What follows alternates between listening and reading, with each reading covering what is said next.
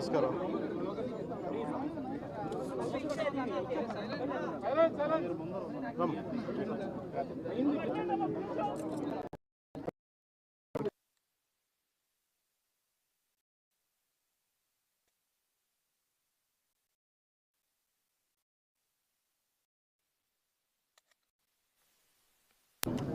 మొన్న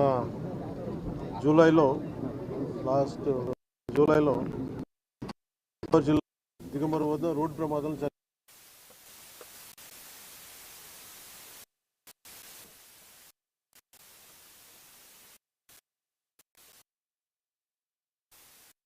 ఆయన మరణించారు.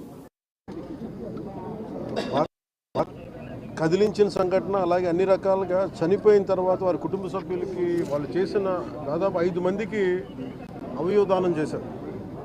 అది మనస్ఫూర్తిగా వాళ్ళందరికీ నేను చేతులెత్తి మొక్కుతున్నాను.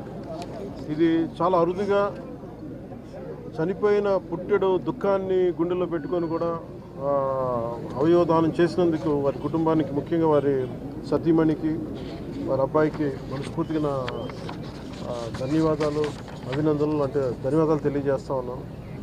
అభినందనలు దేనికి అని అంటే, పుట్టెడు దుఃఖంలో మనసులో పెట్టుకొని కూడా ఎదురుగా మన తండ్రి,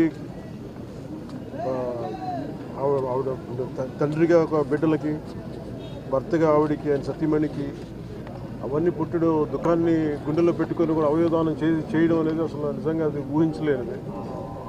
ఇది ప్రత్యేకించి నేనే వద్దామని మొన్న నుంచి ప్రయత్నం చేస్తాను. ఫైనల్కి ఈరోజు కుదిరింది. మనస్ఫూర్తిగా వారికి చనిపోయిన దానికి వారికి సంతాపాన్ని కూడా తెలియజేస్తా ఉన్నాను.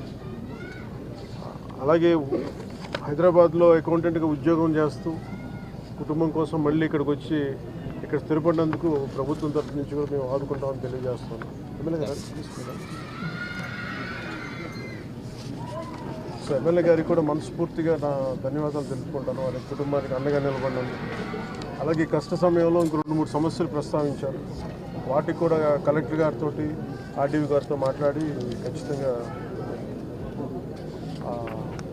సహకరిస్తామని చెప్పారు. భవిష్యత్తులో కూడా పాపకి ప్రత్యేకించి శ్రవణం లేదంటే 2 డెఫ్ అండ్ డమ్ కూడా ప్రత్యేకమైన పరిస్థితుల్లో ఉన్న పాప. అందుకే నేనేమన్నానంటే, టీటీడీ శ్రవణం అనే ఒక ప్రాజెక్ట్ ఉంది. దాని ద్వారా కూడా తిరిగి చాలాసార్లు 2-3 సందర్భాలు నేను నా దృష్టికి వచ్చిన తర్వాత కొన్ని ప్రాంతాల్లో కొంతమంది కూడా చేయించగలిగాం. అలాగే పాపకు కూడా తిరిగి వినిపించేలాగా దాన్ని టీటీడీ సహకారంతో చేద్దామని అది కూడా తెలియజేస్తాం. సో ఈ సందర్భంగా దారి పొడవున మచిలీపట్నం నుంచి పెడన దాకా ఇక్కడ దాకా దారి పొడవున వచ్చిన ప్రజలందరికీ తెలుగుదేశం